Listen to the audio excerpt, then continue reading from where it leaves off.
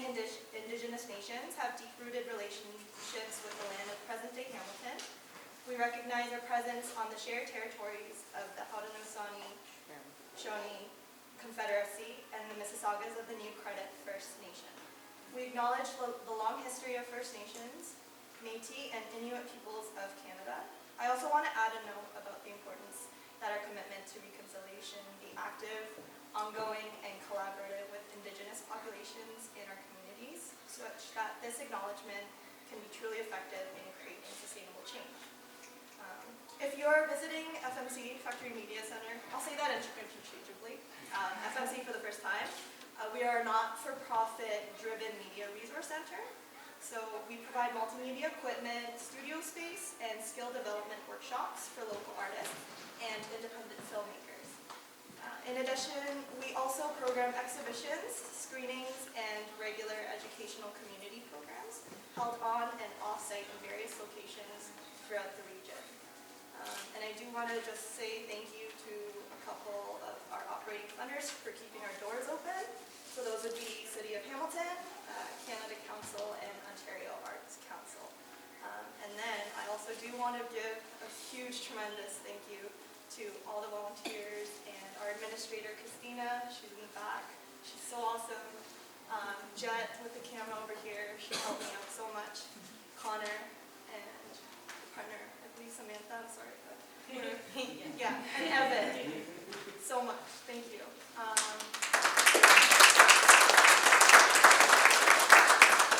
for all the attendees today, some are familiar faces, some are not. So I just want to give an equal thank you for both. This is so great. This is not a turnout that I was actually expecting. This is beyond my imagination. So thank you so much. And of course, our special guests of the evening. I know a lot of you guys have businesses or children at home, or it's Friday night, so you want to, or like other, Both those reasons, we're happy to be out. So thank you. You especially. This is Cam, by the way. But yeah, we're on time. So I'm just gonna get straight to the questions. Yeah. So thank you for listening. That was the intro. And then we'll get into it. Sweet. I think I actually have to be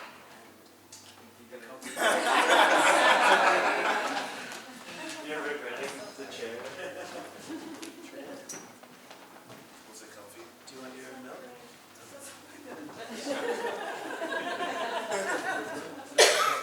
This is my milk. Alright. Me, I go first, so what's going on? So, What? so you mix it up? Like it's very Paper, scissors, I think I want to go from the end over there. Sure. Okay. So, I do also want to say, I know that the reverb in here is pretty nice, but just try to speak up a little bit more than your usual. So first question, please take your time to introduce yourself, what kind of creative you are, and examples of what you've created, just so the audience has a good visual in their mind of what you produce or create. My name's Lester COLOMA. I'm born and raised in Hamilton. Been doing mural painting for about 20 years.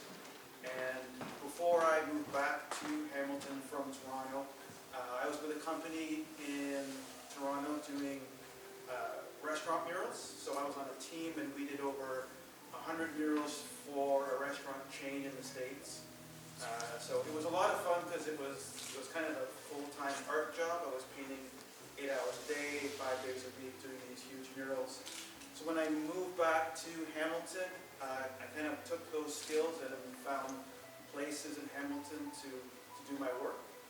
My last mural is on Ferguson and King, but I think the one that's the most well-known is the Rays mural on 1 West, and it's on 2 sides of a 3-story building, and it's of people lifting a giant hammer. Thank you. Pass it every day. Oh, actually, do you want to use this as like a hand up so that Talking mic. Yeah, yeah. I take a sip every time. I'm Cam, and I'm half of Turtlebox. We moved to Hamilton 3.5 years ago. And Hamilton we came from Vancouver. Hamilton's a much more affordable place to do your art and amazing place to incubate your art and your craft. It's a place where you can just get shit done and without all that big city BS. And so we create kids media primarily. We've done a lot of work for PBS, Sesame, and CBC, and yeah, until just last month we had a little studio place across the street in our Hotel Hamilton. You know, working out of the house. And that's about it. And this is the other half of Turtlebox. I'm the button pusher, and here are the brains. Yeah, so trying to think of where to start. My name is Kat Hayduck, and basically I worked in feature animation in California on like Prince of Egypt and Shrek, and some of you were probably not even born when Prince of Egypt came out. Or Shrek. And then I met Cam, who lived in Vancouver, and I moved there, and I was working in video game production, and he was a camera guy in the film industry, and we were just on a treadmill. We had these corporate jobs. We were bringing in a lot of money, but not a lot of self-fulfillment. So in 2009, we started our company initially to produce videos for nonprofits, because we thought we could save the world with our videos, because social media was brand new, and there was a lot of movement into cause-related video production. But then we ended up doing a lot of videos that were like health-related, and it was pretty boring. So we made some children's music videos on the side, and then lo and behold, those were sold to CBC. And then we dove into that industry. So our paths have been not straightforward into being independent producers, but now that we are, there's like no going back to working for the man. But it's, you know, the struggle is real. Hi, I'm AKIL. I'm the owner of Falling Motion, so we're an all-encompassing media production company, which includes videography and photo. We do music videos, weddings, commercials, films, documentaries, so anything that you can see through a camera, we do that. That's pretty much all of us. I live in Oakville, so I'm like the neighbor to Hamilton. What's good? What's up, homies? And actually, surprisingly, shoot a lot in Hamilton too, because I didn't know beforehand, but after getting into this, realized like, oh my gosh, Hamilton is actually low-key an amazing space for shooting a whole bunch of things. Like there's a whole bunch of great studios here that are like half the price as it would be in Toronto, and everyone just thinks Toronto is where the center of everything is, right? But lo and behold, Hamilton on the come up. So. True story. My name is Josh Taylor, or Joshua Taylor, as the sign says, the UA. I am the owner of Defining Movement Dance, the artistic director there as well. And I am a dancer, choreographer, everything else that you got to do to make that happen too. So a lot of planning, a lot of things. Born here in Hamilton. The studio's been open since 2009, so we're just over 10 years now, which is pretty cool.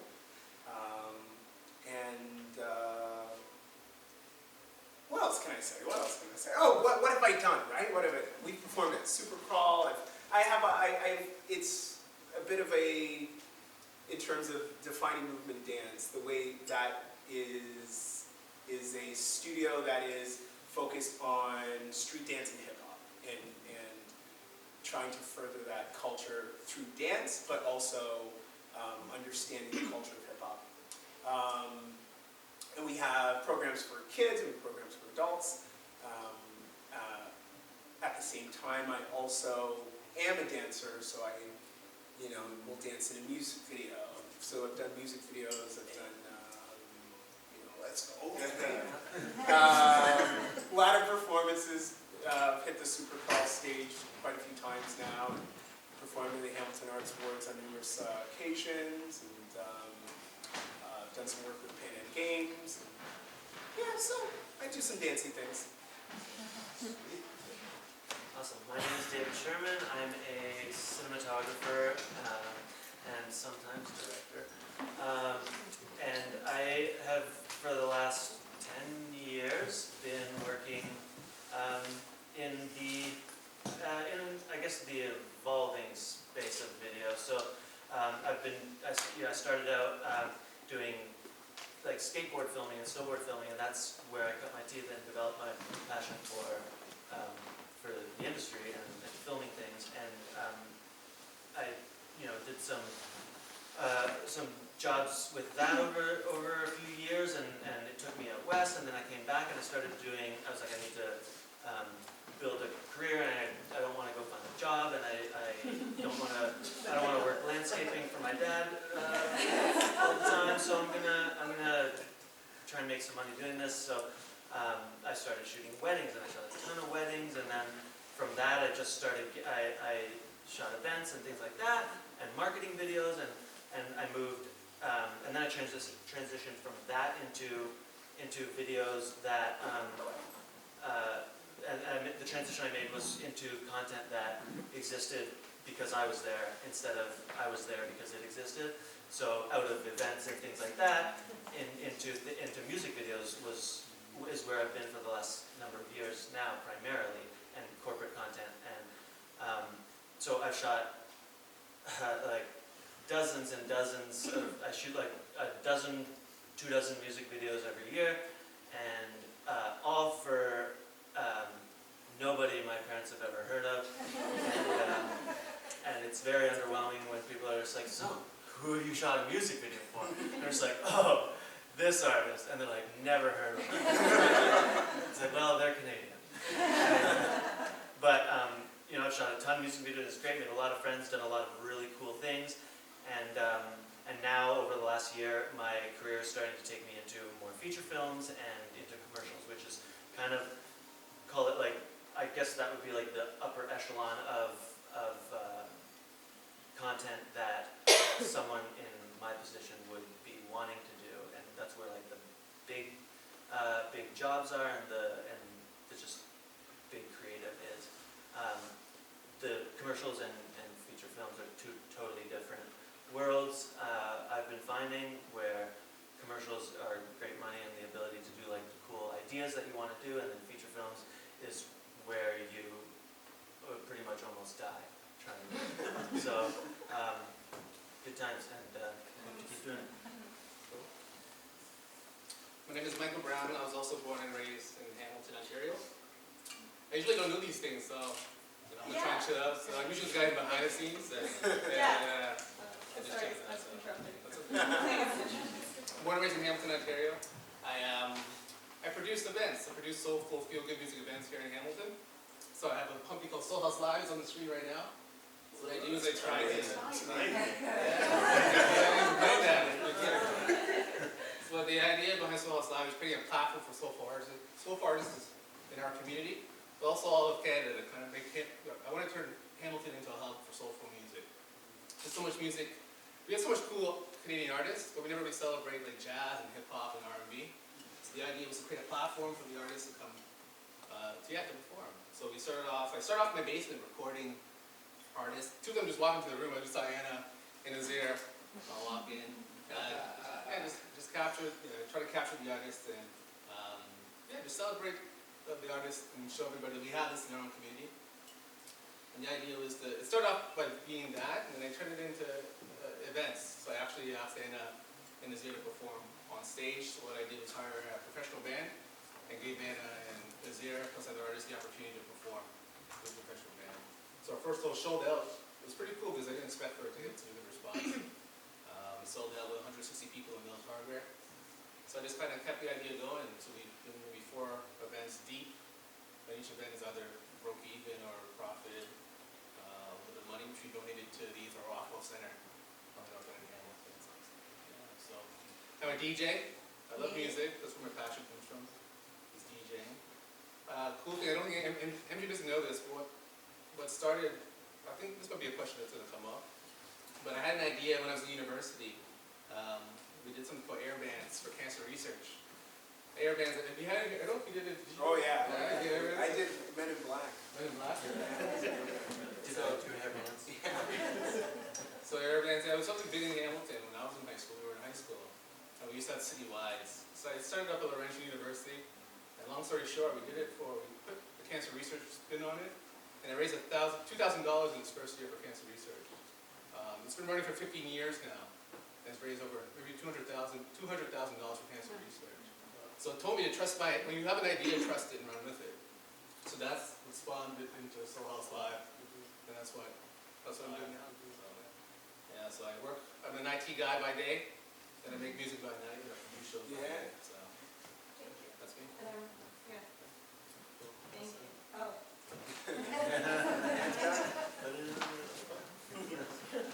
Okay. Second question. So, I would like to know what made you interested in the field that you're in, so your reason, and how you got into the field. So was it through traditional schooling? Was it through a mutual friend? Okay. Yeah. How would I? So I was always into art as a kid. You know, I was the class artist. You know, always doing drawings, and then I kind of wanted to get into medical illustration because I really like the whole biology aspect and the art aspect, and it seemed to make a good fit for me. So I went to the open house at the University of Toronto because they had a medical illustrative program. They were doing some interesting stuff, but someone there said, before you come into our program, you need to go to OCAD and see what their arts program offers so you can increase your artistic skill. So I did the open house at OCAD, and the stuff they were doing there was like way more creative than just drawing innards and bones and things like that. So I thought I would do the illustration route, and my whole, I guess, mindset at the time was to become an illustrator, either editorial or advertising. So I spent 4 years there. I spent a year studying art history and painting in Florence, Italy. And when I graduated, I needed a job to stay in Toronto, and there was a job, our school had a job board, and it was looking for someone to do, just to stretch some canvas and to make some paint. So I thought, okay, graduated, I think I can handle that. So I applied for the job, showed my portfolio, and the owner of the business liked my work, and he showed me the back warehouse space where they were making the artwork. And I was blown away. I didn't know canvas came like that big. You could make giant paintings, and they were doing work for Hard Rock Cafe at the time, and it was like a 30-foot hand-painted mural on canvas. So They're doing all hand-painted? All mass-produced? it was all hand-painted by brush, man. So it was crazy. So I wish I could tell people I took to it like a fish to water, but honestly it was hard for me because all my years in college I was learning and kind of directing myself to paint this direction. But when I got the job at the mural studio, I had to paint this way. So I kind of had to deconstruct everything I learned and reassemble to paint how he wanted me to. And I'm glad I did, because a lot of the stuff I learned from that studio I still do with the work that I create now. Is that when you first started doing the collage-y kind of mixed Yeah. imagery? Yeah, so a lot of the stuff at the studio in Toronto where I was working was for restaurants. So we would do giant pictures of food, of hamburgers and French fries, and then kind of intertwined celebrities from the area, because each new restaurant they opened was for a specific area, and you wanted to make it site-specific, so you do research on celebrities, on the history and culture of the area. So a lot of times I was painting 8-foot hamburgers with pictures of people in that. So it was an interesting way to learn how to paint, but it's still something that I keep with me. Yeah. Okay, that's a lot of talking. If all the answers are gonna be this, I know. there's 7 of us. I'm not critiquing you, I'm just saying. You gotta That's ask a a lot lot of of questions. So I'm gonna be brief. I needed work.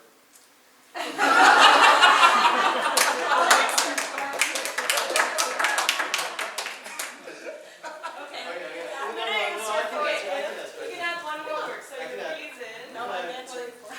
No, do it. The You bottom. kind of already told the story. No, so Cam is that kid that was always doing animations and stuff in high school.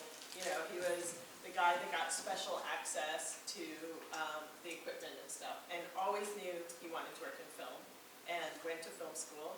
And then he became a cog in the film industry, working lenses, until we started our company. So that's his It's a story. trap. Making a living is a trap.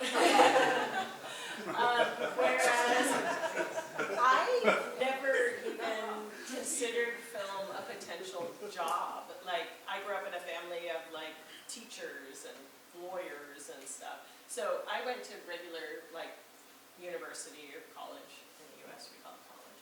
And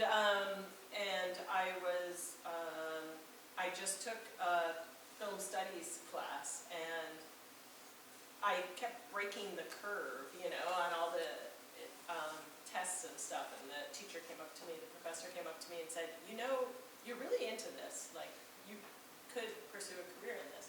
And so then I did an internship in New York, so I spent a semester in New York City working in development, and then I decided to go for it, and I moved to Los Angeles with $250 to my name. That's In my exactly little what I Honda. had when I moved to Vancouver. I went to film school. Yeah, back then you could survive on $250. That's like the low, that's like the cutoff. The cutoff. That's, If you have $250, you can do it. Yeah, so that's sort of my story, and then slowly sort of wound my way into making our own stuff. So I was sitting down one day, right?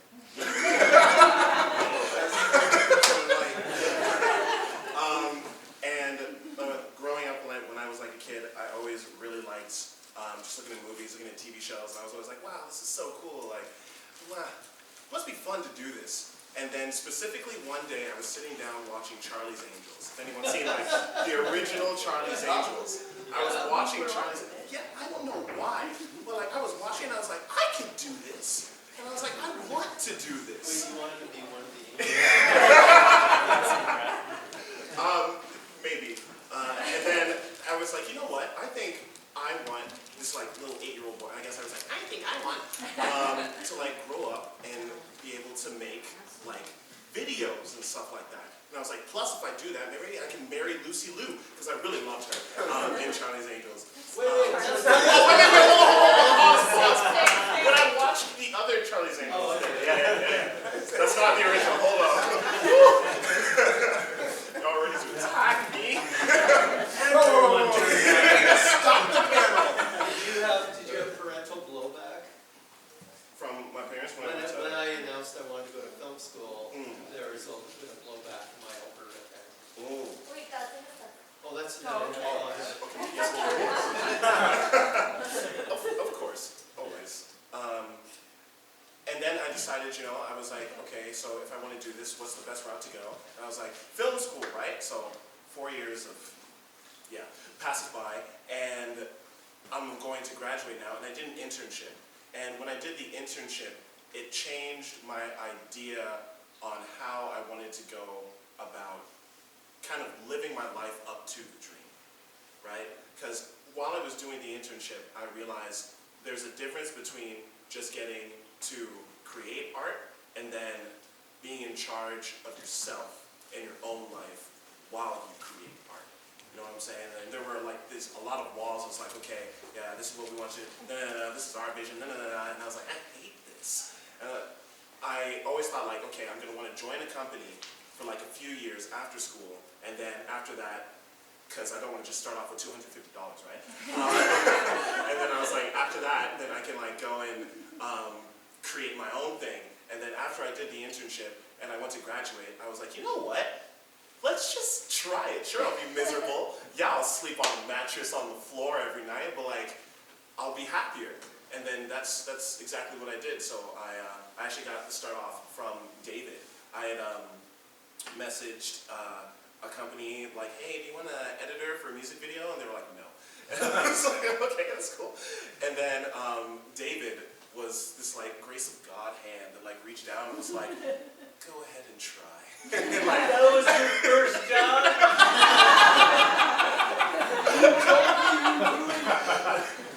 yeah. And from that point, I got to like edit a lot with like David, and then David introduced me to people, and I got to meet them, and I was able to do that. And from there, I was like, okay, now I can try shooting more. And then I was like, all right, now we're gonna direct. And slowly, I was able to like start up the company, build things, get other people who believed in me. Terrible choice. And here we are now, like, just like making it work, paying bills, and eating chocolate. Yeah, man. Eating chocolate. That was the last line. Eating chocolate.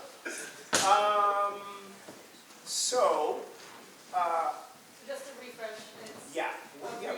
so your reason for doing what you do, Okay. and the second one is essentially what was your like first foot in the door into that industry? Was it through schooling? Was it through a friend? So what's interesting is that growing up, I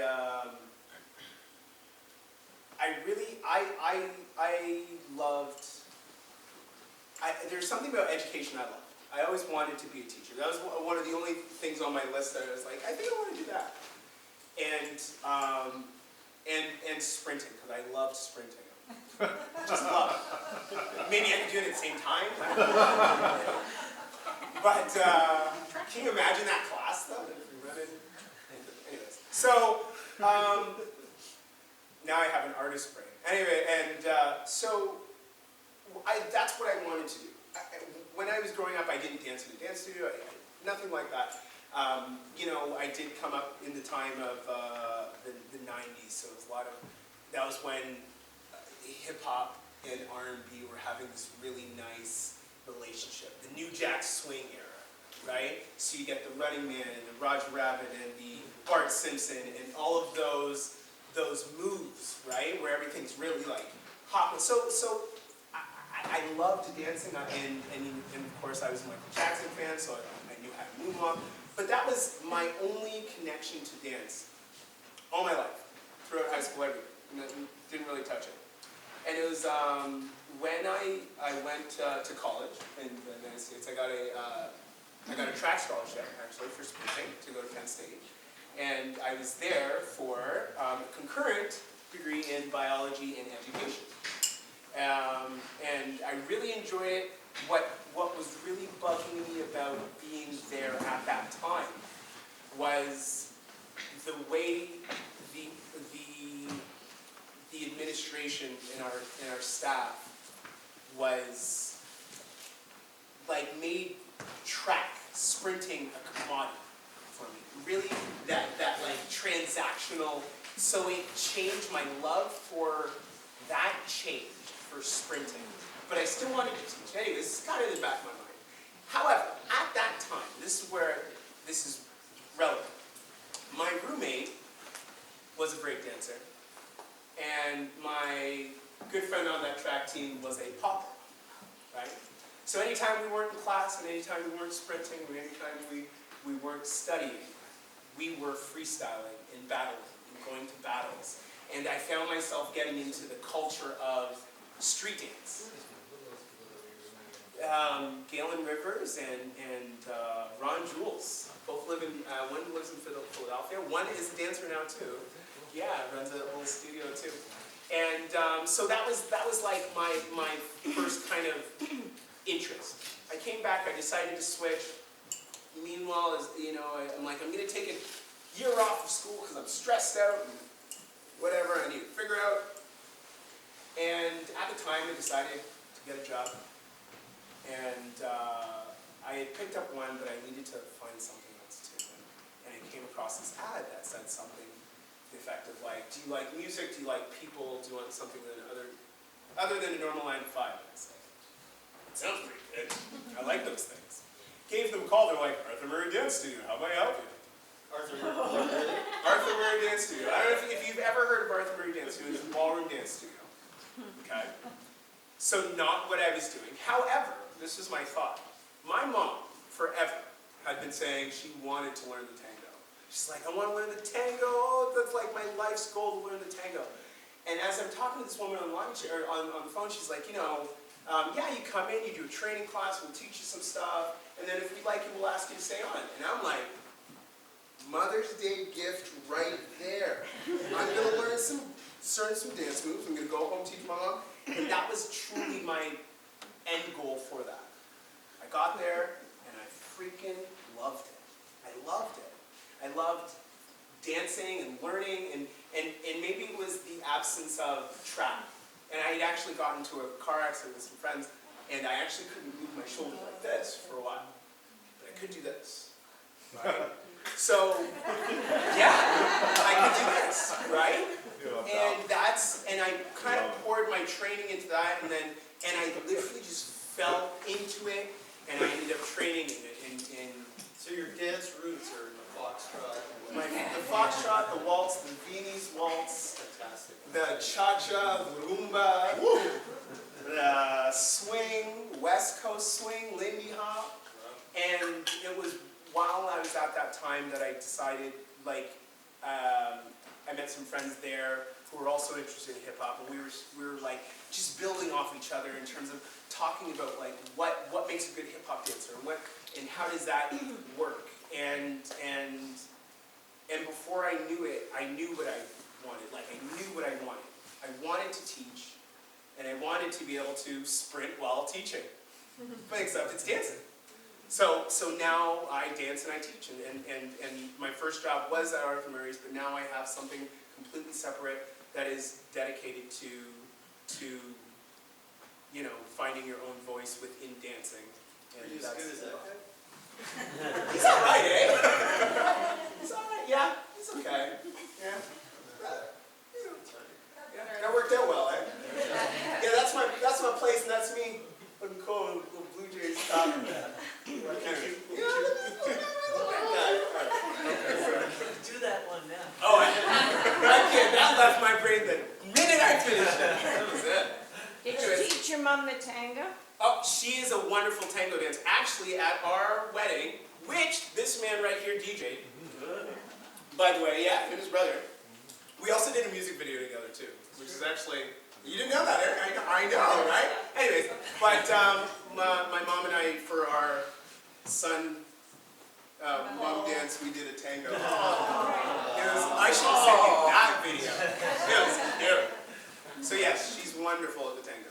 I would have cried so hard. I'm done. Oh, did I give you the bottle? Yes, you Okay. did. Hurry, MJ needs a drink. Sorry, I was a little long there. So Right. reason and essentially. Yeah, your- so,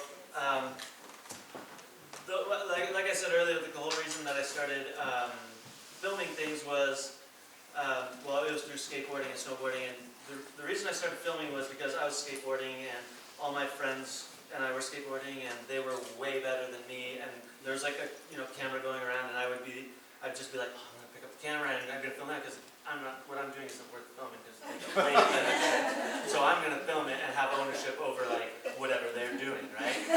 And so it was like, even though I wasn't actively like doing it, what's nice about filming things is that it gives you a sense of ownership over what you're doing, right? Even though you're not doing it.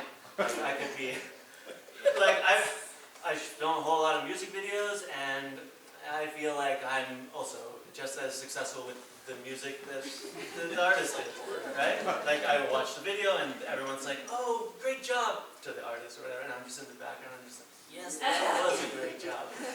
So that was kind of what got me into it, and like, I was, really young, and through my teens, I did that. One of the first things that like cemented the like idea of that as a career path for me was I was, I don't know, 13 maybe, 12, 14, I don't know.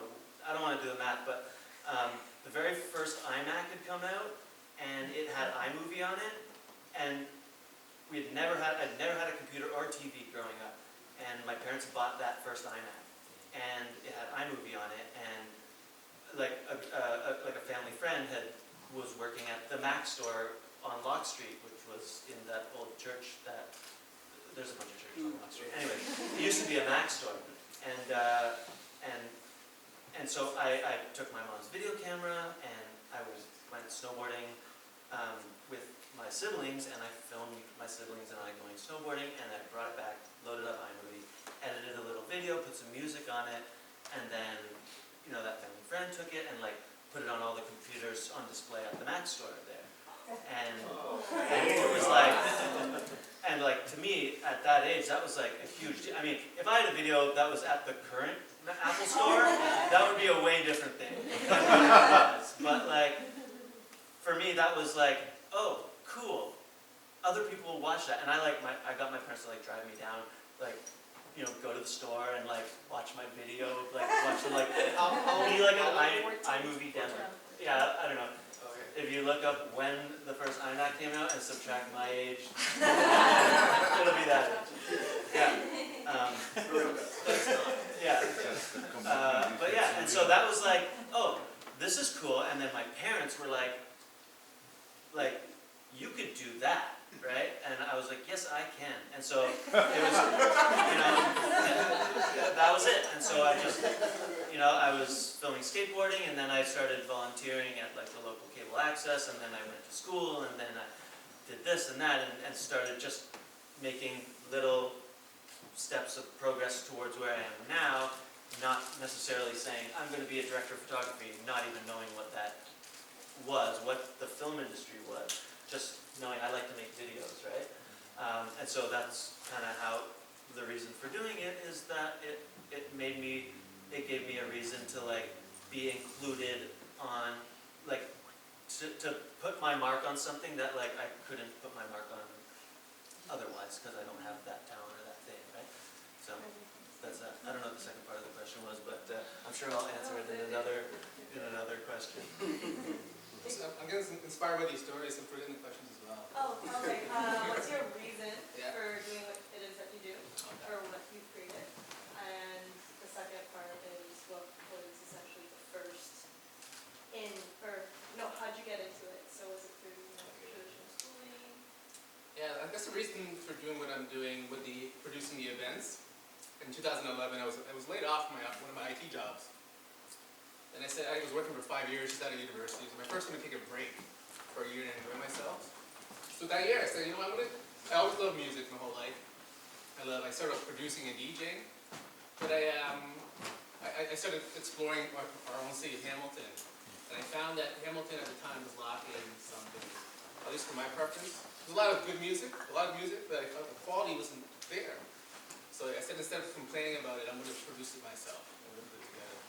So I went and self-funded, found ways to make money. That's what I learned myself the most. I said, okay, I'm going to hustle this year. I'm going to DJ. I'm going to produce beats. I'm going to use my computer skills to make some money. And I'm going to try and launch the idea that I want to launch. So I think that's how I got it. So much. And then is there a reason for it? The reason, so that was the reason you moved essentially your way into it. Okay. Yeah, okay. Now I should have. Sorry. Okay, so The idea of just choosing a couple. so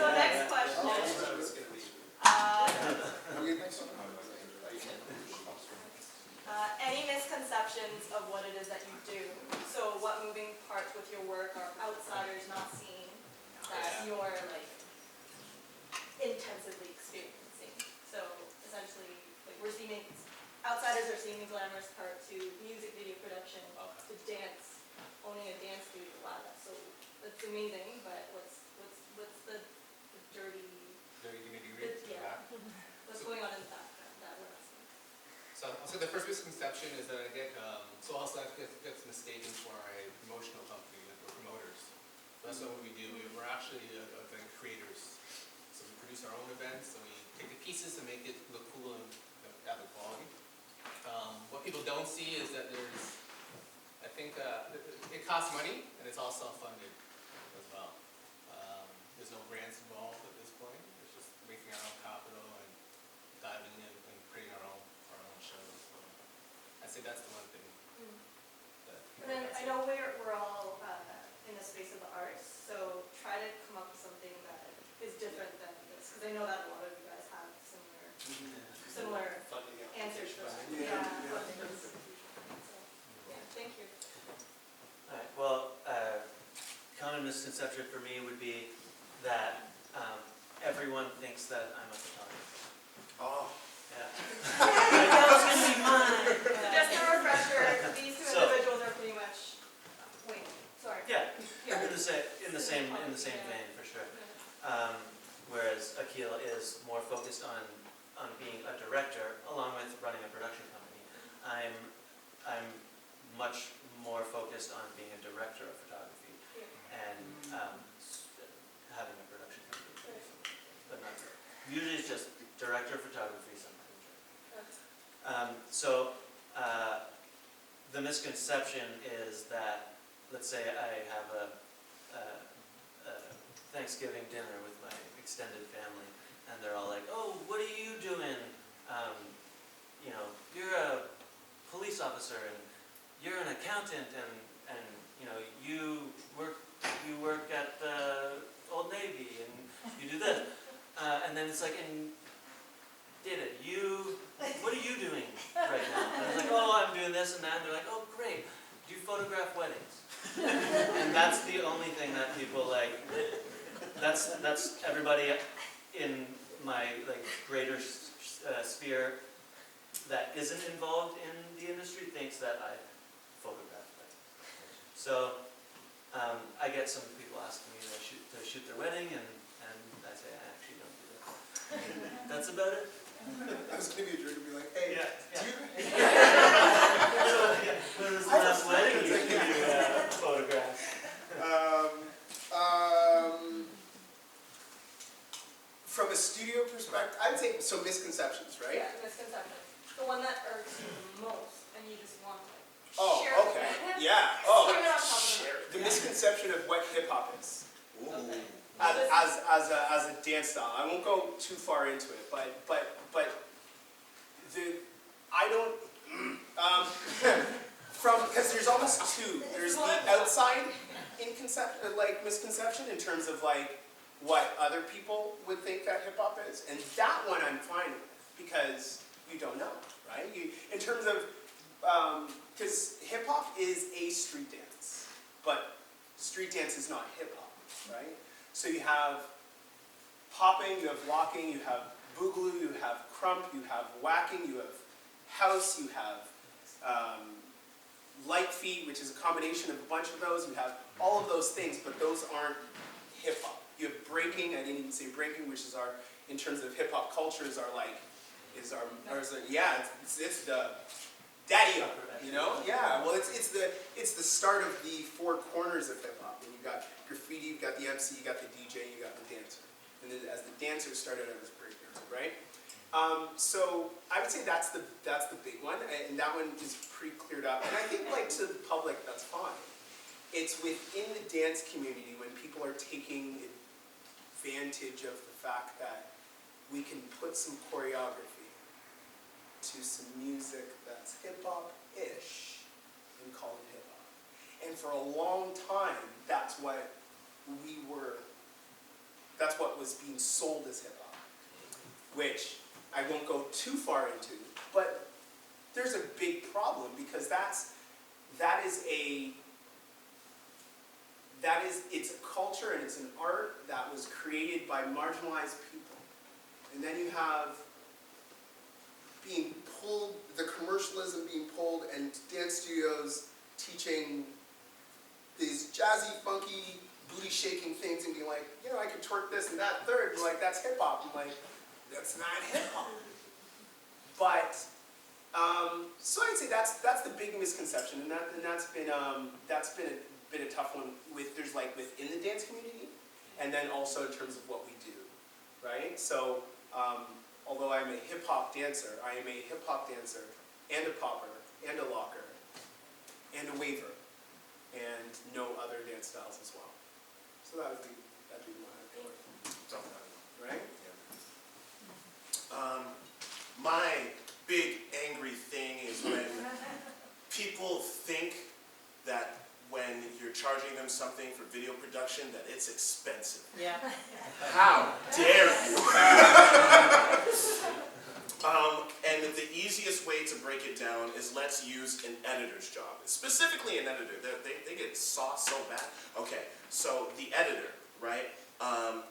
You would want them to take all of the clips that were created for you and look through everything, okay? So that way, whatever clip is being put in is absolutely the best possible clip to make the best possible video. We could skim through it if you want and just put what could kind of work and give you a 70% worth video, or hit that 110, okay? So automatically looking through the clips already can take 10 hours, okay? Now let's talk about the actual edit. Just the first draft, another 10 hours, all right? So now we're at 20 hours of editing, okay? And then from that point, then you're like, okay, now let me go through and fine tune. 5 hours, you get notes from the director. Another 5 hours, then you get notes from the people that you gave it to, and you have to redo the whole thing, 10 hours. And then, let's say now you're gonna go and color it, you're gonna go and throw in some effects, another 10 hours. Let's say that's a 50-hour edit, okay? And the editor was only making, let's say it's like, not like an editor who's like 45, let's say it's like a newer editor, someone who's like 25 years old or something, and they're getting paid like $500 out of the music video in order to edit, okay? 50 hours, $500, that's less than minimum wage. But all you see is the $500, and you're like, oh, what are you saying, why is it extra? Now, even $1,000, let's say they're getting $1,000, which is more what they should be getting, and that's still barely above minimum wage. So it's like 20 bucks an hour. And if you have a family, you have people to feed, you have bills to pay, a car, you want to go do a little something on the weekend, you know what I'm saying? All that, food, like, where is all that money coming from? And when we charge something that's like a little bit more than that, automatically people just start thinking where it's like, oh my God, you guys are just milking us dry. And it's like, no, like, if you actually take in all of the hours that's put into it, or even if you're going to shoot it on the day of, and you're like, okay, but you're only shooting for like 8 hours. Why is your price going to be like $1,500 for like an 8-hour thing? Do you know how much planning it took? Do you know how much that red camera costed? Like that 50 grand camera that you're bringing? Not to mention all of the, oh my God, I'm going to start ranting. But the point is, it's not as expensive as it seems. And that is my biggest irk when like people want to look at it and kind of like devalue the work and the effort that's being put into what's going to be a beautiful product, because, you know, we're only trying to create quality here. And a lot of times, they don't even get charged for, like, some of the work that we're doing, because since our name is on it, we're going to put extra effort into They that. know you're not going to deliver something substandard. Exactly, Yeah. you know? Yeah, that kind of speaks into that like, there's like a story that I've seen told a few times. It's just like, guy has a leak in his pipes or something like that, calls a plumber, comes in, looks at it, taps it with a hammer, and charges him like $250 and walks out, right? And it's like, you're complaining because he did like 5 minutes worth of work and charged me $250, that greedy bastard, right? But the money charged is not because he spent 5 minutes doing that, but because he, like, hitting the hammer, it's just he knew where to hit the hammer, you know what I mean, to do that. So that was like, that's school, or like experience and all those things, It's just a a whole. really good hammer, too. And, and that hammer, That is Thor's hammer right there.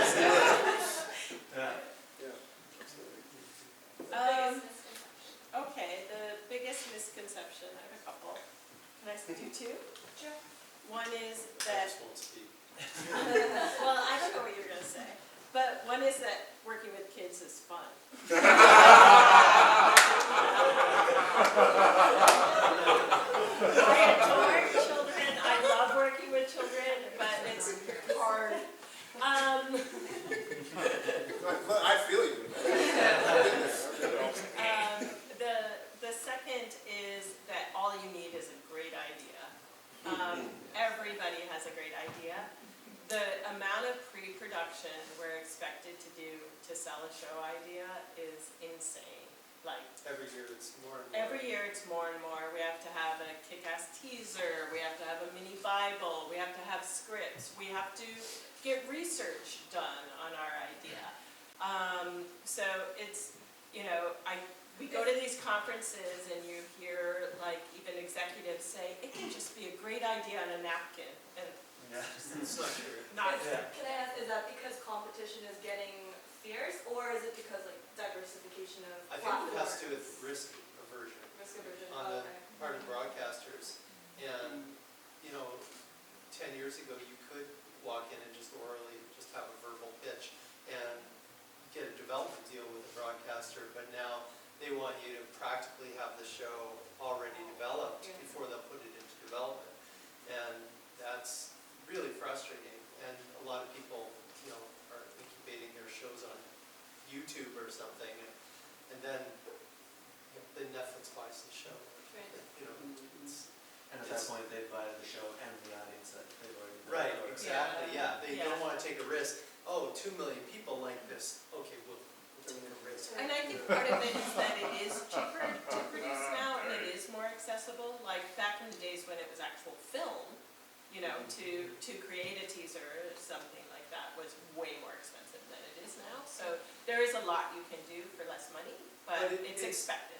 It's still just as expensive to, I think that was gonna be that was actually gonna be my point. There's an assumption that now that we're not using film anymore, that things are cheaper to produce.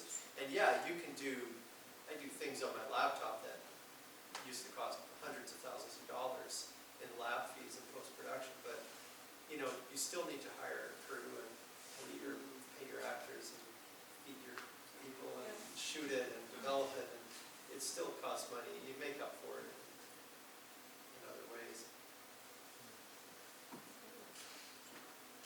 I think one of the big misconceptions is that it's easy to change ideas once you have a concept and once the production of a mural is going. A lot of people don't understand that when I do generate ideas, I don't just whip them off the top of my head. I do a lot of like preliminary drawings to figure things out. And if it's something figurative, I'll actually try and figure out how the figure is going to be composed on the scaled down wall. And then I'll shoot the models. And then I'll figure out I've drawn my people way off. So I can't use those drawings, I have to go from the models. So I'll redraw my mural from my photograph reference. And then I'll take that drawing and I'll use that as my master when I'm doing the final artwork. And sometimes people think it's okay to change it when you've gone that far into the process. And I try to explain to them if I made you a cake, if I made you like a 3-layered chocolate birthday cake, and I put the icing and the candles and everything, and before I give it to you, you tell me you want to change the middle layer to vanilla, it's too difficult, it's got to be started from scratch, because the whole composition is based on different points in the composition, not just something that I can just take out and then replace. Right. So that has to be explained to the client, that's the tricky part. It sounds like there's a common thread with all this, and that's the people who are paying us don't understand.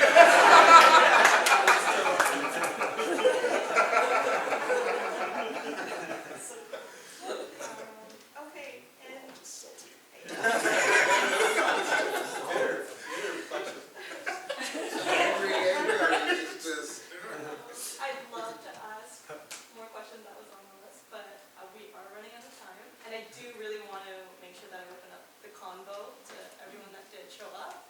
So before we go ahead and do that, I just wanted to give the mic to each and every one of you. Just before we start opening up, taking questions. Anything you want to say in the industry that you're in, or even just, what you're currently working on, if you want to let the public know what kind of projects we should expect from you, and just anything. Currently working on a mural on site for the art gallery in Hamilton. So I'm painting something on the inside. Indoors. Indoors, yeah, that's good. I did a fundraiser event called Masquerade. It's for mental health programs here in Hamilton. Adriel and Raph back there are huge coordinators for the project. And I do live paintings for the event, and then they get auctioned off. And I was able to raise $8,000, and that goes directly to mental health programs in Hamilton.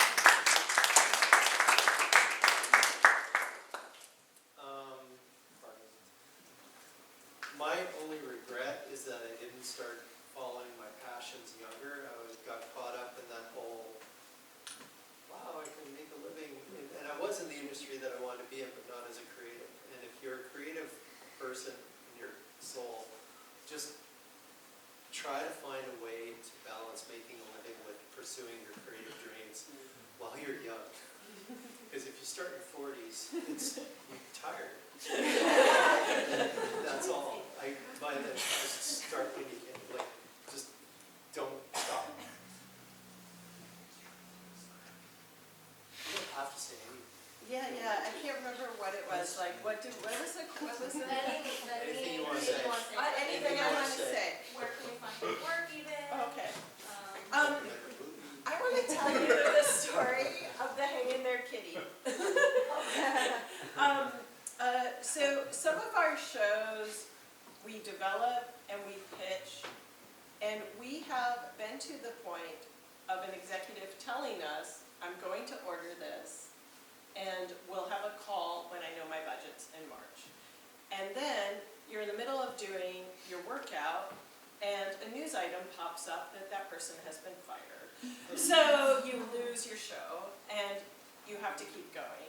And at one point, I was getting really frustrated, and I wanted to print a picture of the Hang in There Kitty for my desk. And I didn't have enough money for color ink for my printer. So I have this black and white printout of the Hang in There Kitty. Oh, it's janky. It's all janky. sketchy. And the second are very, we produced a ton of short form content, and a lot of it goes to broadcast, and it pays the bills. But we haven't been able to produce our own shows yet. And the second that first show is greenlit, I'm going to frame that Hang in There Kitty in the nicest, highest end frame. And that's it. And it's tenacity.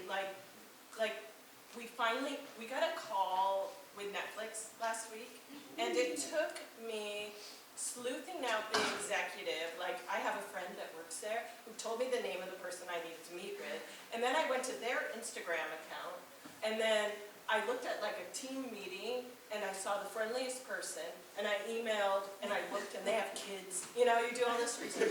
And I emailed them, and I've been emailing Netflix for 5 years, and I finally got a response from internet sleuthing, right? And the same with Amazon. It took us 4 years to get our first meeting with Amazon, and now we have a great relationship with them, right? But it takes, just don't give up.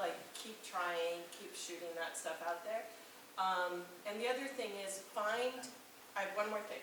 The other thing is there's a lot of funding out there if you hunt for it, and it can really help you get there. And I'm happy to talk to anyone about funding if they're working in video and film, because I've gotten to know all the funding agencies and all the hidden places to find money. So things that we're going to be working on coming up real soon. The region of Halton is sponsoring a documentary which is based on Caribbean families that were first-generation immigrants to the specifically Halton region, which is really cool. There's a music video that we're shooting a week after. I'm actually shooting it with David. So, you know, keep your eyes out for that. His name's Asymmetrical. It's going to be cool. It's going to be a whole big VFX bloody shirt thing going on. Other than that, coming in September, going to be doing some work with Toronto Fashion Week, videographing for them. And then if I was to say anything of like lasting words, the importance of mental health. Now, you hear that a lot, but the actual importance of, in order to help that, actually asking yourself the real questions. Like, I feel like I was only able to become better with myself in order to be able, because art is stressful, and you're putting yourself into a whole bunch of stress that you're barely prepared for, and you're sitting there and you're like, yeah, and there's all these things, and that's even outside of your everyday life, right? And I find what helps with that is a lot of the problem is we'll look at the situation and we'll think we're upset about a situation. But it's not the situation we're upset about, it's the problem that's linked to that situation. So let's say if I'm at the gym, right, and I'm going to work out at the gym, and then I don't lift the weight, and I drop the weight, and everyone around me sees me, and they're like, oh, now you dropped the weight, and I'm embarrassed, I'll be upset. But I'm not upset at that situation. What I'm actually upset at is a problem. Like growing up, I always wanted to be strong enough to be able to defend my little sisters, okay? And then now that I'm in this position where I dropped that weight and I think I'm upset about the situation, I'm actually upset about a problem that I never mentally dealt with. And then it's able to come up in so many other things throughout my work and throughout my life, and it just bogs things down so much more. So finding that is able to help me push through way more things now when I work. And my Instagram is my name, .McKenzie. And the company Instagram is Falling Motion, fallingmotion.com, gang, gang, gang. Thank you. Please like and share. I want to hear the social media. Yeah, it's funny. I wanted to kind of check in with the social media. Things coming up. I'm like mid-season, so there's not really much up for me. I did join a. Oh, okay. Actually, okay. There's some things. One is for me. I mean, as a dancer, it's like, and I think for artists, it's like never stop, like going back to the basics of things. For dance and for hip hop and street dance and honestly salsa and all dance things, it's really important. I saw this thing one time. It's like beginners want to learn intermediate steps, intermediates want to learn advanced steps, and your advanced dancers want to go back to the beginning, right? And how I work with so many different choreographers who have been doing choreography for such a long time, and they end up coming back to work with myself and people who are in the street dance game because they want to get back to how do I do this step that makes this other step. It's better to build that way, right? The roots, yeah. So attached to that, like I'm taking 3 teams to the Canadian Hip Hop Championships this the regionals. Let's see. We'll see what happens. The kids gotta bust a butt. Speaking of fun. No, we're not. We'll see. There's that, but and speaking about getting back to the basics and also like getting back into what you're doing and trying to find things that give you the passion and kind of ignite that flame. I joined a dance team this year. It's that one.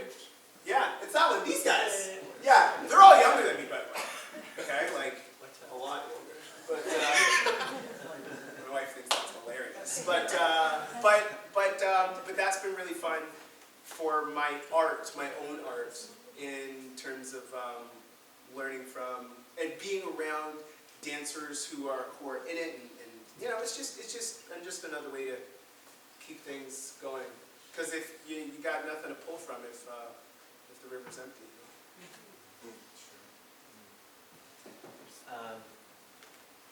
I guess I have just one insight, one final insight, is that I think, for me anyway, when you're in the arts, in whatever capacity you're in them, it's really easy to go all in and to be very hyper-focused on that thing. For me, it's like filmmaking, anything, has always just been like the thing, right? Just always want to be filming something, or like thinking about different lighting techniques or camera things, and this, that, researching this, reading that article.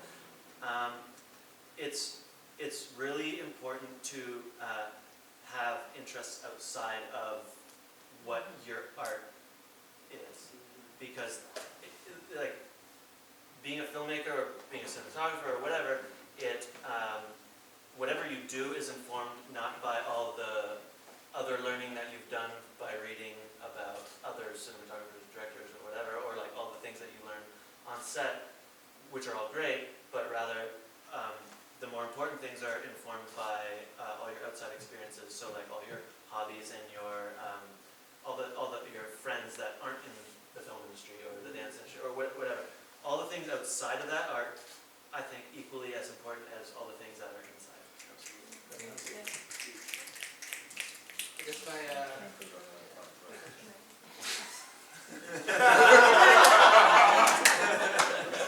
I just want to drink. And also drink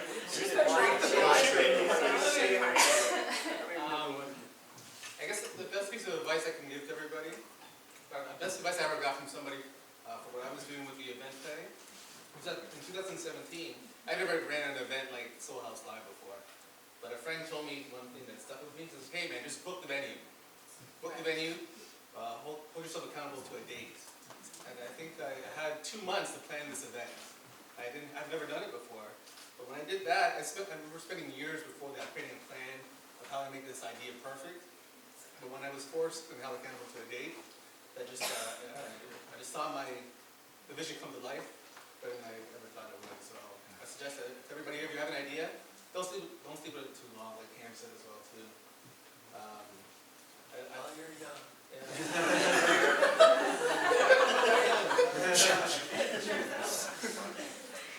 What's coming up? For Soul House Live, go to Soul House Live, www.soulhouselive.com. They're amazing. The events, the band, I haven't told anybody yet, so you get the sneak peek. It's going to be called Soul House Live Presents the Lyricist Lounge. Perfect.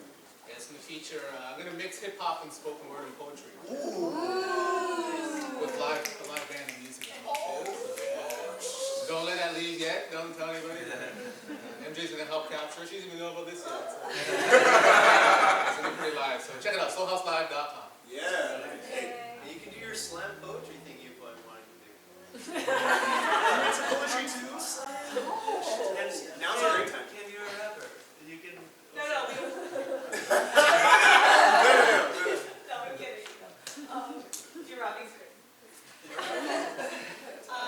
Yeah, thank you so much. And at this time, I want to open up the convo to the audience. So if you have any questions, please. Yeah. So I'm finding the most difficult aspect of kind of this career trajectory is self-marketing. And as much as I hate social media and how evil it is, I feel a need to have to use it, but I'm so bad at it. So I don't know, like, is it social I just media? put my hand, I was just like, yeah. That's what that was. But I guess, like, how do you guys market yourselves? Can I just ask? Okay, so when you ask the questions, if there's a wait, no, never mind. Specific version. Like if If there's there's whoever a wanted. specific I individual guess, you want to I confirm, guess for me, like, it's photo video kind of thing. so Yeah. David and Akil. Let me just. You also said you Yeah, said let me- yeah. I'll just say for me that social media marketing isn't a huge part of my my career. It's 100% of all the work I do and I get is through people that I've worked with before and that I've met or have been recommended to me by people. It's all direct relationships, and it's like having a social media presence is great. I have a social media presence and I foster it a little bit, but it's not a priority at all. But it's great to have, and I do have friends, and that's just me, because I do have friends that have focused on building a solid Instagram following, doing specific things and like tracking everything and building it and focusing on it and getting jobs through it, and their jobs funnel through that, but. Yeah, I wanted to say the same thing. Like, I just think it's a quagmire. I used to spend a lot of time on it, and I was like all the people that like our posts are like friends and family members, you know? Like, I do feel like if you have a specific project you want to get out there and you can find the niche for that specific project, that's one thing. But I don't know. I've just felt like it's not a great use of my time, and I'd rather spend time attending industry events, phoning up, just call people that do, you know, find people that you're impressed by, and you'd be surprised how much people want to share their knowledge and stuff. Just go out there and find mentors and find people that are willing to help you build relationships, because it's all about relationships, period. Like, we've been working with David because of Molly, who we worked with in Vancouver, right? And We used to hire her to make sandwiches for us. and now she's a producer. She makes really great sandwiches. So yeah, it's all about relationships, and it's all about fostering the relationships that aren't necessarily the ones that are going to give you work right now. For instance, Yeah. Molly, she was making sandwiches on set back in Vancouver. She moved to Toronto.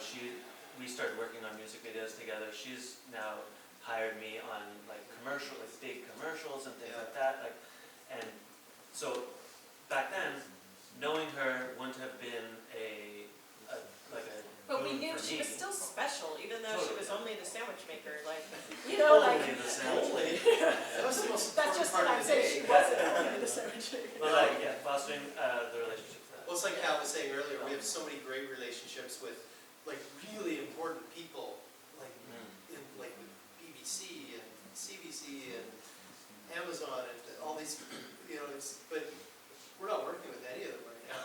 But one day we will. Yeah. You had something to say. Yeah, I'm actually super on the other side of that. Oh, Yeah. social media. Yeah, I would say it's because you establish the relationship with people, right? But after you establish a relationship with people, they turn around and they establish a relationship with someone else. And then they do that again, and then they do that again. And the only way for you to kind of stay in their mind without consistently talking to them is when you're posting on social media. So that consistency, and for getting new people, I guess staying along with trends, like when the Dolly Parton Challenge came out, and then there was like the LinkedIn, Facebook, Instagram, Tinder. Like if you do a promo now, and the promo is almost falling within meme culture, people are like, ah! And they're like, oh, so it's actually, I find super important, because I'll find that like, cause I'm definitely looking for like getting more for marketing team wise, because instead of like myself focusing on it, because there'll be like one time where like I post something, and then they're like, oh, right, he does that, you know, because like there's so many things happening in people's lives that they forget, and then 3 different jobs will come in because I posted one thing about that. So. But you do mainly online video production? Do you mainly do stuff for going? What do you mean? Like most of the stuff you do, is it intended to be online? Oh, like not for like TV broadcasting kind of thing? Yeah, actually. Yeah. Because like there's a difference there. Yeah. There's also like it's kind of like split, because you can get work. Like I don't think it's easy, or for me anyway, like it's not the way I do it, to get work from social media. But the way that like you have a Facebook account, right? Probably, and you have like other social media accounts, and you have friends that and people you know and have met on that, and they aren't going to remember that you do photography or video or anything like that if you're not reminding them. And so it is important for me to be, and obviously I don't do that very well because nobody in my family knows what I do, but if I did, they would all know. So yeah, it's important, I think, so when you do a specific project, you finish it, you share it with your network that you've developed in person. And then there's word of mouth. Word begets more work. Totally. It's all you need are those first couple of jobs, and then the web starts to expand. Before I take the next question, Lester, next one, say anything? Yeah, what? Sorry, go ahead. Yeah, there's a go ahead. Yeah, go ahead. One more thing you can do, what do you, what's the name tonight? Grant. Grant, and what do I'm like a mainly photographer. Photographer? Yeah, so we can do, there's tools available. So I use one called Hootsuite. You can actually go and schedule content in advance. You can actually build your calendar for like a few months in a row, or a few weeks, or however you seem fit. So if you have content already created, you can probably use it as your social media manager. I find it's helping me with Soul House Live, because I'm doing everything all at once. And so it's Do you primarily Hootsuite? So yeah, You primarily use Hootsuite, you just sort of I'll schedule a month in advance or something? or a couple weeks in advance. I try and build it as far as I can. You can post videos or pictures, or even just like tweets and Twitter. You can do that in advance, and it seems like it's real time for everybody else. So it's a suggestion that you can try. And then jump. You know what's happened? People have died.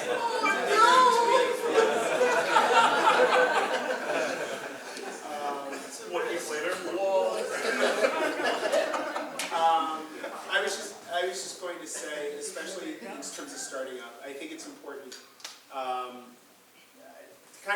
just to bring those things together, because the relationships are really important. The word of mouth is extremely important. Reminding people what you do is really important, especially once you've done that project. It's like, hey, I did do this, and or I do have something coming up. And I've heard in marketing like that idea of 3 points of contact, right? Where it's like, you hear it once, this way, you see it here, and then maybe you see it somewhere else, and then it's in your head, right? And like the last Soul House Live thing and here's the thing, I know my man here, and then I was reminded by a post of his, the Soul House Live, and I'm like, oh yeah, that's next week, right? Like, and I think that's really important. And then the other thing I was going to just to say, so I think it is important because I also have that feeling with social media. I don't really like it entirely, but I do understand how important it is. I think it is different in my business. It's actually changing my industry a little bit, and where that people are creating one minute videos of dance work, and people are getting work because of that 1 minute video. And they're like, Are they really? That's absolutely. super helpful. Absolutely. If you're looking at tasks or something like It's that, it's huge. super helpful. Yeah, because actually, like, I will get, we will have, people I haven't met will send casting things towards our account because of our activity. And recently I got like a social media guy, we did kind of like, and he, in terms of what we've seen from that, in terms of being on stories and giveaways, mind you, it's also, a studio where I need people to come in, Right. right, Exactly. constantly. So it is different in that sense. But you stay in people's minds. It really can do something. I think. Don't let it gotta consume have- you though. Don't let it Yeah, consume but you. that's Yeah, really yeah. important. You Yeah. can't let it It's not take the- over. And then Lester. I think the biggest takeaway from social media for me is you kind of have to be comfortable with just a couple platforms that you feel that you can manage. Don't do all 20 of them or how many are out there. Just pick 3 and stay consistent with those. And as soon as you're consistent, as soon as you're consistent with those, spread out and then do a TikTok or do something. But Hey, TikTok. there you go. I think you need to kind of gain the confidence on the ones that you can kind of control first before you start doing it. Yeah. I hope that helps. No, very helpful. Thanks, guys. Okay, and another question. Yeah. So mine's actually more of a kind of comment. I'm an architect, and it's interesting to sort of hear you guys talk about all of your different work. But I think that in terms of the misconceptions, there's a lot of that in architecture. And I feel like that has to do with because people seem to think that we provide a product when we're providing a service. Yeah. And that's the misconception is they're like, well, how much does this thing cost? And you're like, well, no, you're paying for my time to make the thing. You're paying for my experience to make the thing. It's not, here's a set of drawings, give me some money, but it's that part. So it's interesting how it sort of all connects that way, right? And I think there's a huge misconception with that, but I found that very interesting that it sort of ties everybody together in misery. So it brings us all together. Yeah. It's funny. It is true.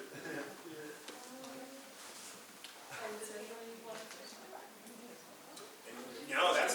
I mean, that is so. Thank you so that's much so for- true. yeah. And it's funny because I think it actually connects to social media too.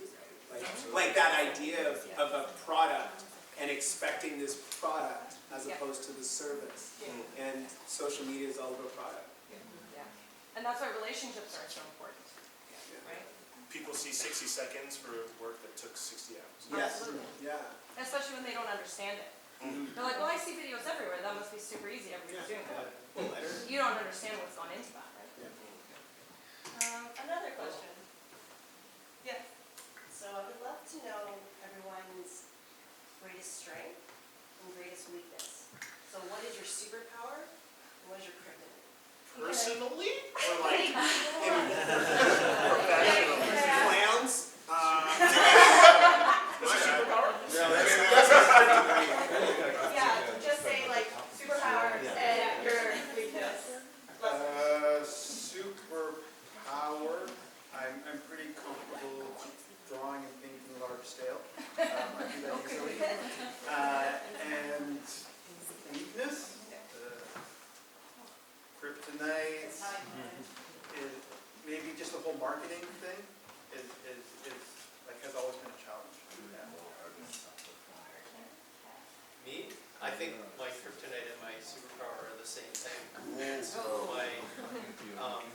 need to always be trying something new. So like if you look at our reel, there's every genre is represented. So I'm always wanting to do something different with the next project. And that can actually hamstring me as well. Okay. Can I pass and come back, guys? Sure. I would say the my superpower I would probably say is adaptability and drive. Like whatever project can come our way, I know that like there's someone that can do it, or like I can figure out like how we can do it. And I just love just breaking through walls. And then I would say the kryptonite would be response time. Because while you're doing so many things, then being able to respond, and there's so many people to respond to, and then in that time where you didn't respond, they could find someone else. So, I've got mine. Okay. go for it. My kryptonite is tenacity. I don't, like a dog on a bone, I don't give up. And my, wait, That's your sorry, my kryptonite is the bad thing? Yeah. Sorry. Not a superhero fan. She's Marvel, not DC.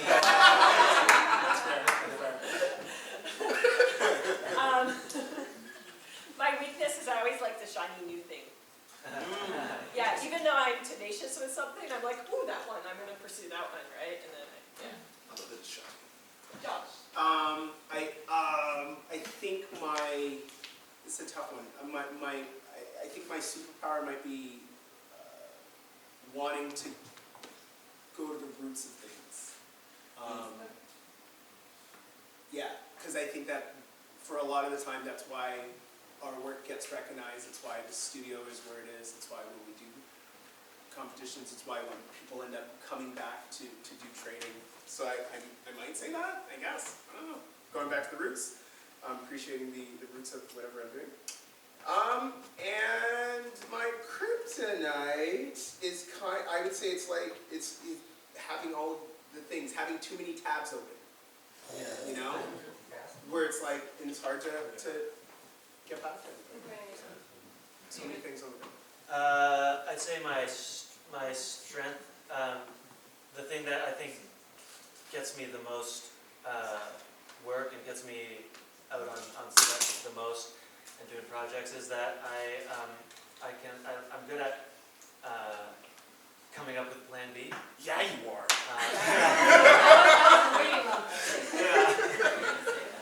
I think that's coming up with a plan B is my strength, and more so in the last couple of years, or in the last year specifically, has been no matter what happens, is staying positive and making sure that the environment that we're in is not made worse because of me, but is made better because of me.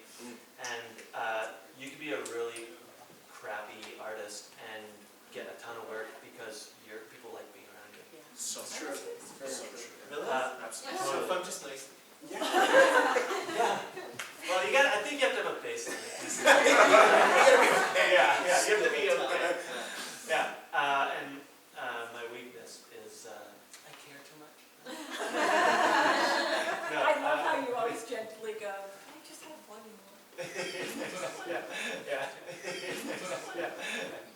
I agree, share somewhat of AKIL is not responding to people as you would, or feel like Too many tabs. Too many times. Yeah, it's about that. That- My weakness sometimes would be procrastination. So I'm that guy who will wait. Yeah. It'll get done though. The work will get done, but I'll wait the last minute and give it my all. So, strength would probably be my adaptability with people. I'm good at getting along with people. But that's important when you're dealing with people. You got to be able to adapt to their personalities and get along and be kind. Be respectful to all. Some people can be assholes too, so you got to be kind of And you gotta be able to work it out too. Yeah. right. Especially artists. Sometimes you can get on their high horse. So you gotta be cool. Another question. Is there any other questions that anybody has? I have a question. How do you guys address misconceptions with your client? Because it's one thing to have feelings inside and being really frustrated. Is there a specific person that you like to Oh, hear? generally, I think this. I'll just pick one randomly. Yeah. Like, educating your client. I mean, what do you do moving forward? I work in health industry, and some of you has waited 6 hours to see the doctor in the waiting room, and I can understand your frustrations, and it's affecting your service because you're putting that energy on me, and everybody's having a shitty day at the end of the day.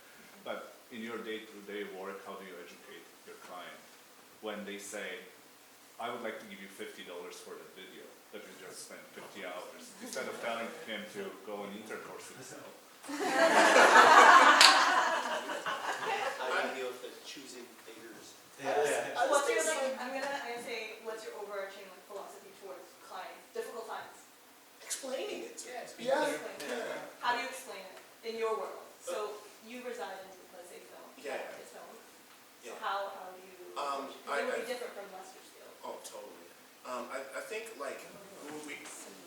it could be kind of similar because there's just that point where if you actually sat down and you were to be like, this is what the process is. Because you don't always do that off the bat. Sometimes people are just cool with it. And then other times they're like, what? How? And then when you actually break it down and they see where the prices actually land and what they're actually getting charged, then they're like, oh.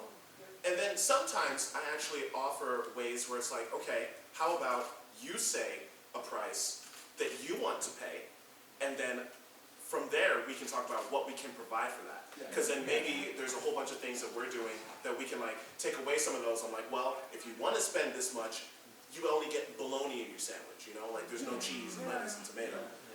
Being able to scale your abilities to fit their budget Yeah. is really important. Getting them to skill. say, just even giving you a budget range, and then you can Honest come back one. with a very detailed bid that breaks Precise. it all down.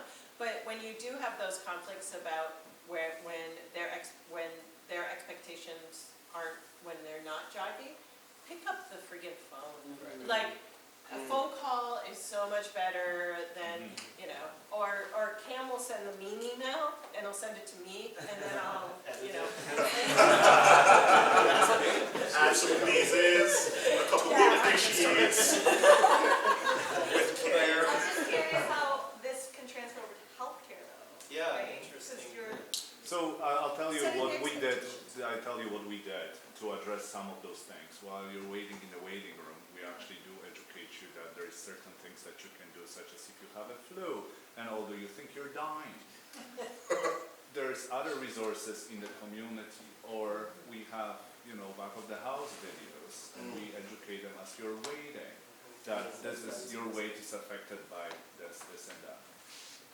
Yeah, I was gonna say preemptive, right? Having things on your site, having materials in your place of work, so that, when they are waiting, they've got that information and it's fine. Adding the word licensed to certain things.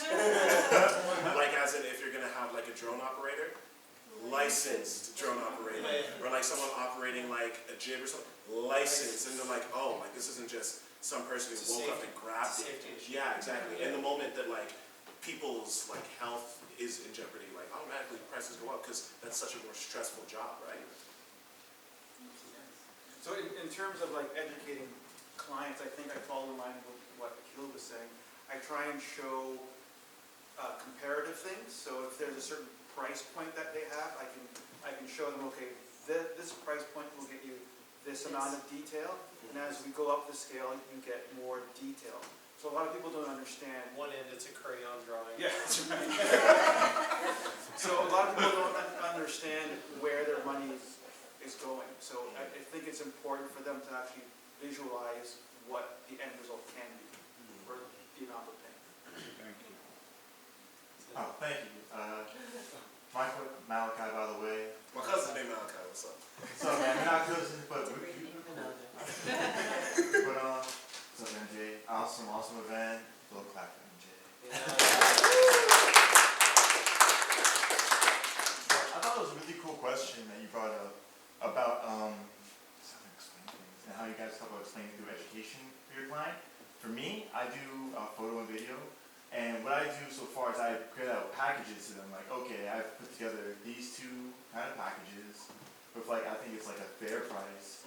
Most of the time they go towards the lesser package, what I expect them to do, right?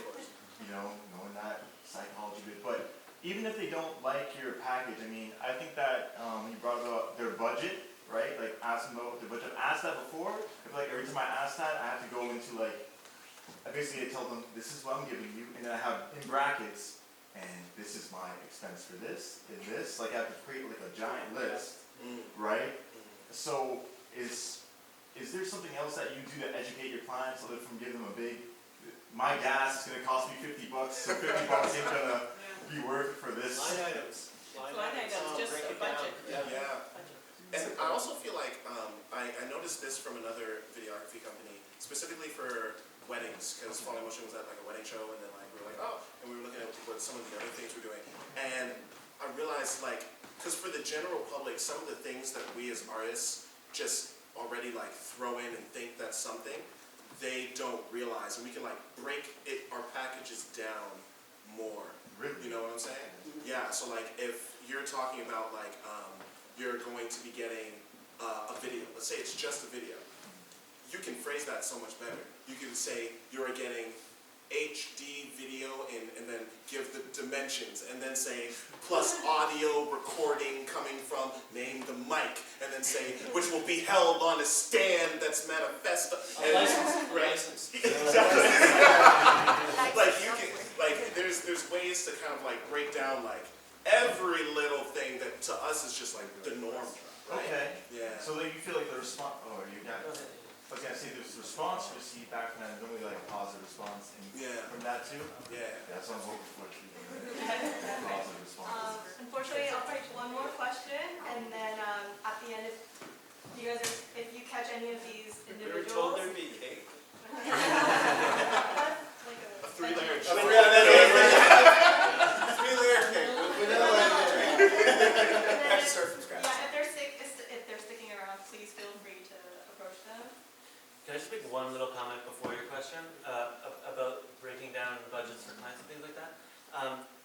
Depending on where you're at and what you're in, it might not be the best approach to detail everything in a budget, because it depends what you're selling to a client. If you're selling your creativity, then you might not want to be like this is the amount of money that I'm taking home from this project. This is where this is going, and being accountable to all that, but rather saying this is what I think giving you my creative voice and expression is going to cost, or what's your budget, and this is the amount of creativity I'm willing to give you for that, or something like that. You know what I mean? And not making it as much of a transaction type of dollar for item, but more of a worth for creativity. Going back to the plumber. Yeah, totally, yeah. I normally get that when someone reaches out to me, via Instagram, right? Yeah. They'll be like, oh, I love your creative eye and this photo or that photo or something, right? So I get that response back sometimes, but it's more often when they reach out to me and they ask for something kind of normal, I'm trying to be like, oh, but I can add this on. Right, yeah. Right? And I'm trying to just base off how much I'm worth. I'm not trying to be like I'm a low quality thing. I have elegance with my art. I'm trying to provide something really cool that you're gonna be like, oh, I want to print that. I'm like, oh, I'll print that. I already got the And I got a frame here for you too. You want a frame? And I just go stop by Home Sense's back door. And you're like, oh, this ain't broke. Okay, we'll take your last question, and then Christina will have one more to say before we wrap up. But yes. My question was actually a follow-up on that, because as soon as, I'm very meticulous and I like being organized and I like breaking down things like that. But then as soon as you said it, I got intimidated.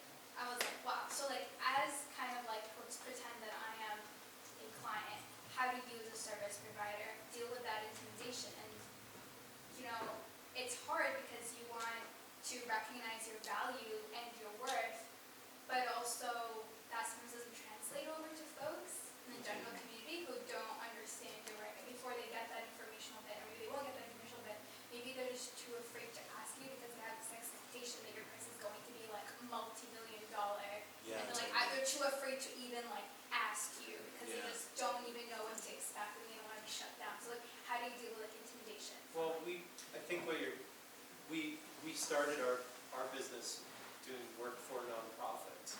And so we have a very broad sliding scale, when we're doing any work. So it starts with a conversation just about what you would want as a client and just diffuse the intimidation and just explain what's involved and just be confident in what we know. I mean, budgeting is just part of doing the work. When we're putting together an entire show budget, there are thousands of line items, right?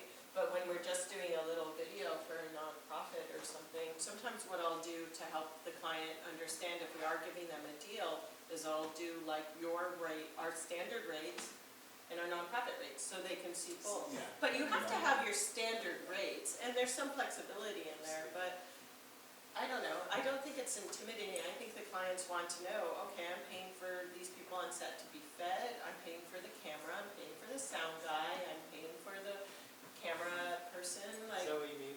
What is it would be intimidating? Like as in someone comes kind of thinking, oh, that's going to cost $20,000, but you could have done a $5,000 version. So they never asked So about they never ask, yeah. Are Because you sometimes I feel like you can be in situations where someone might message you, for example, on social media, and be like, I really like your work. And then I come back being like, oh, I'd love to work with you. And they're like, oh, really? I didn't know that that could be an opportunity. Oh, our first step is always a bid proposal, right? Where they'll tell us, we want a video about whatever, okay, so we made a video about green energy incentives in California, right? And we proposed 3 different approaches, and we tell them what the budget range is on each approach. And the one you really want to do is here. Right, but you give them a few options to choose from in your proposal. And it stinks because you're not paid for that time. And it takes a lot of time to put together those proposals. But then they picked one and it's got a budget range, and then you break down the details for them.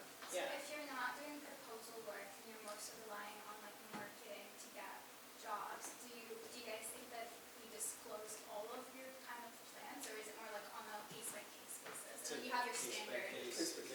trying to get them to talk to you. Every job is so different. Every piece of art is different. Yeah. Sometimes it's. No, yeah, that's what I was saying. Yeah. I just, yeah. The best you could do is, the best you could do is just trying to get them to talk to you, I guess, especially if you're saying from social media, from that point, are they gonna know what your prices are? If you think that your audience might fall along the lines of, we don't wanna know, we might not talk to you because of the pricing, then what your goal and target isn't to get them to the site necessarily, but is to get them to email you or contact you so then you can talk to them. Because I find as soon as you get on that phone call, you're able to clear up all of that anxiety that they have about what could happen, where could the price be. It's trying to get that conversation. And I was just going to say, you should have your rates. You have what this is worth and Yeah. you're going back to that, so that you can't. That baseline. Yeah, you have to have a baseline, or else Keep the friends and family rate. Yeah. down here, yeah, Yeah. yeah, absolutely, right? And so you know that this is the point in which you are just making enough, right? And you know, and this is your goal, and you have to have that baseline. And I think and it's the same thing. You just make the call. You know, if you can end up talking to them, you'll clear up a lot of those worries or But I worry about, Phone call. it's also like we have one friend who's just getting going, and she's been charging like nothing for videos, right?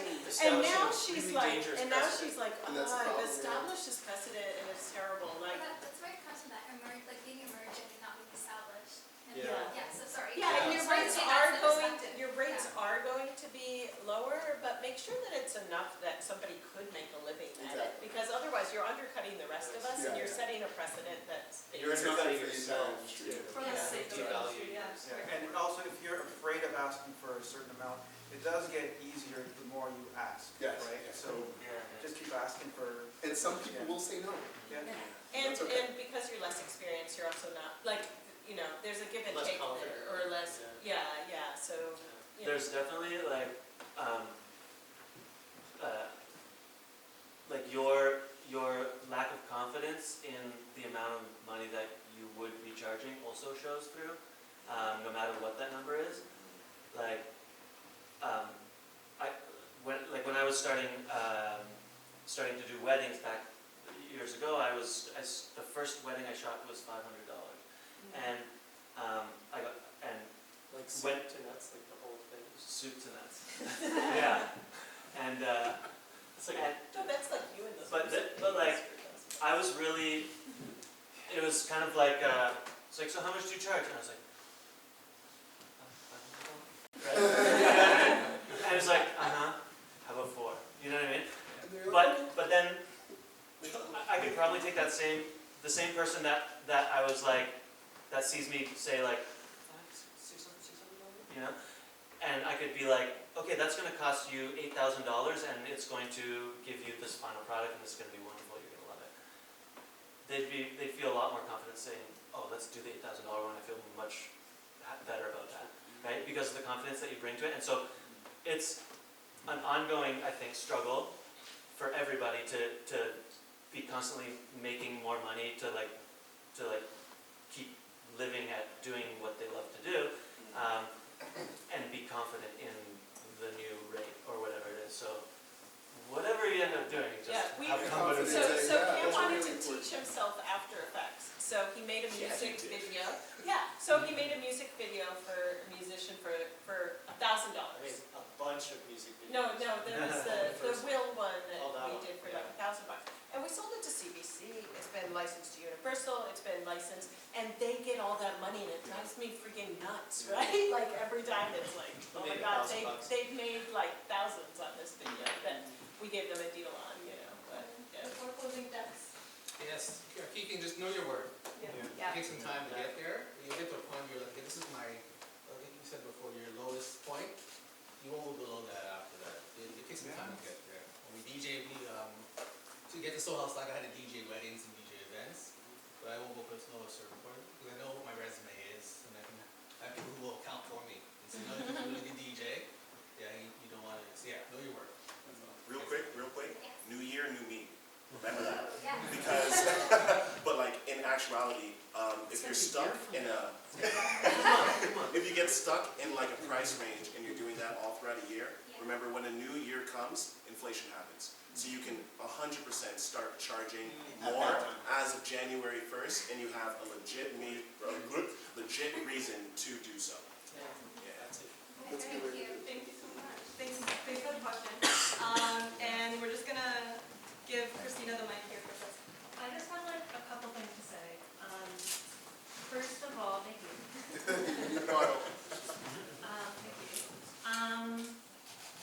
There's a lot of familiar faces, a lot of new faces, and if it isn't if it wasn't clear, like Factory Media Center is an artist-run center. We're only as strong as our membership is. So an event like this is super great because we've met like, people with production companies, but also a couple emerging artists and independent producers, independent content creators. We're sort of the middleman between artists and like the $10,000 camera.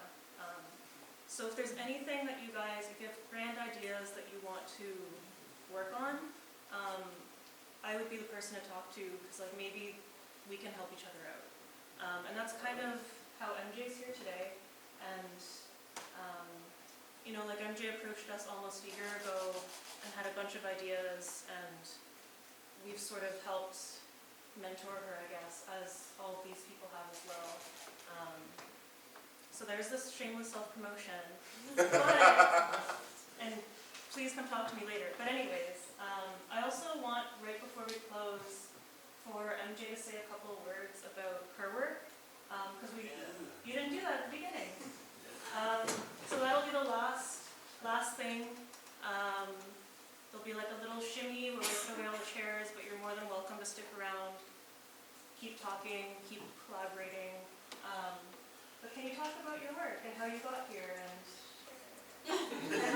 Hi, yes, of course. okay. Okay, so hi, I'm MJ. I'm the current artist in residence here at FMC.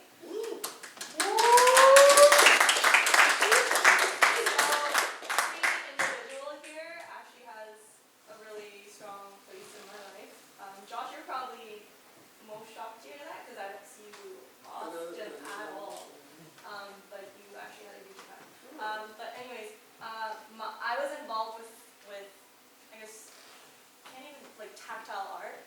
So drawing is what initially I was involved in that side of the arts. So not digital at all. So that's how I got my foot in the door, and then I got connected with Lester because my initial interest was muraling, and then I realized through another like temporary job that I had that video making is a culmination of all the artistic skills that I would like to share with others. So like I love associating time and emotion with colors, sounds, just like bringing that all together. And then my love for music, that's where my interest in film really just like blossomed. So just linking colors, sounds with emotions and lighting and just all that. And then through Lester, I got connected with all these people. Josh is kind of this, but essentially these people are representations of all my interests that initially led me to this position right now. So I thank them tremendously. Yeah, but basically, so you came out, so you were working with Lester, right? Or you got to know Lester because you wanted to learn about mural stuff. And then we were filming and Lester, we got to know Lester and we used him as a subject in a teaser we were filming. And you were on set that day. And David was the DP. But Lester called us and said, my friend MJ wants to learn about filmmaking. Is it okay if she comes out? We were like, yeah, of course. But then that led you to then working with David on a bunch of music videos, right? And I hired you on a shoot I was PMing. And then I directed a music video that David was shooting, and David brought MJ. Yeah. So that's how I met MJ. Yeah, but it's just making that first call, and she's freaking awesome on set. Like when I was working with her on a larger production, every department was coming to me and fighting over who got MJ next. Like seriously, just being that person that shows up and does the work goes and is nice and awesome.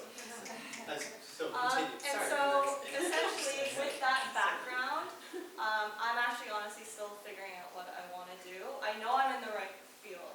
I still love working with the camera. Technical part is definitely my weakness, hence the reason why I did reach out to David. David is like, he does both. So he has both, you know, the creative part and the technical mind.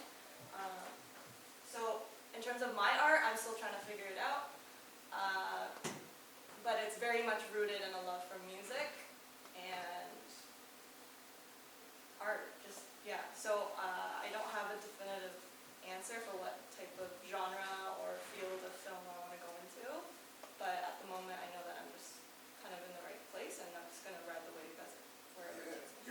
muralist.